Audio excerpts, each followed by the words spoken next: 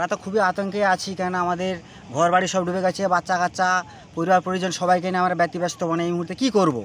হ্যাঁ, কাজ বর্তমান দক্ষিণ সাইডে যেটা লেবালি যে ভেঙে গেছে, বর্তমান 3 বছর আগে নতুন কাজ, প্রায় 40 কোটি টাকার কাজ চলাকালীন বাঁধ ভেঙে যায় বর্ষায়।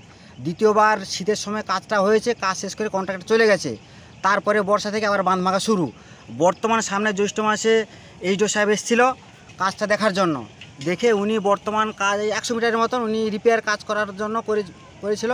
ওটা শোনা যায় 97 লক্ষ টাকার কাজ মোটামুটি রিপেয়ার করেছিল। যা রিপেয়ারের কাজ শুরু, ও এক জোড়া না হতে হতে যে সিস্টেমে কাজ, ওটা আবার ভেঙে যাচ্ছে।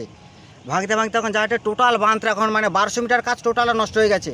কেন ভাঙার মুখে কোনো গার্ড দেয়নি, সামনের মুখটা যেদিক থেকে ভেঙে ছুটে যাচ্ছে পরপর, মুখ গার্ড করে না। যেই সামনের ফ্রন্টটা ওইটা গার্ড দিচ্ছে, কিন্তু যেদিক দিয়ে ঢেউটা যেভাবে অ্যাঙ্গেলভাবে আসে, এই মুখটাকে গার্ড করার চেষ্টা করা নেই। এভাবে পুরো 1200 মিটার কাজ নষ্ট করে দেওয়া হলো।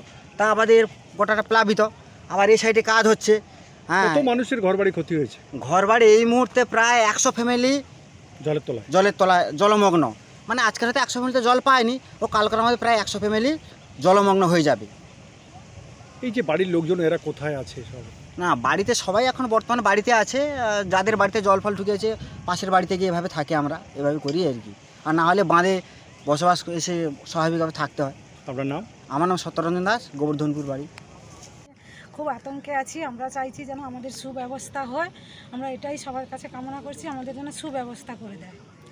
কখন থেকে জলগুলো ঢুকছে? এটা কাল থেকেই জল ঢুকছে আমাদের এখানে।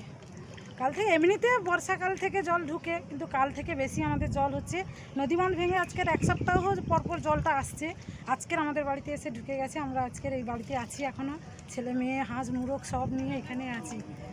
এখানে রাস্তায় এখন দাঁড়িয়ে যেতে হবে, আর তো বাড়িতে ঢুকতে পারবো না, যা জল জমে গেছে। আমাদের বাড়িতেই রাস্তা দিয়ে দাঁড়াতে হবে।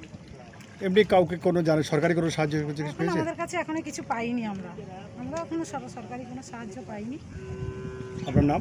আমার নাম অর্চনা মাইতি, গোবর্ধনপুর বাড়ি। স্বামীর নাম রাজু লোচন।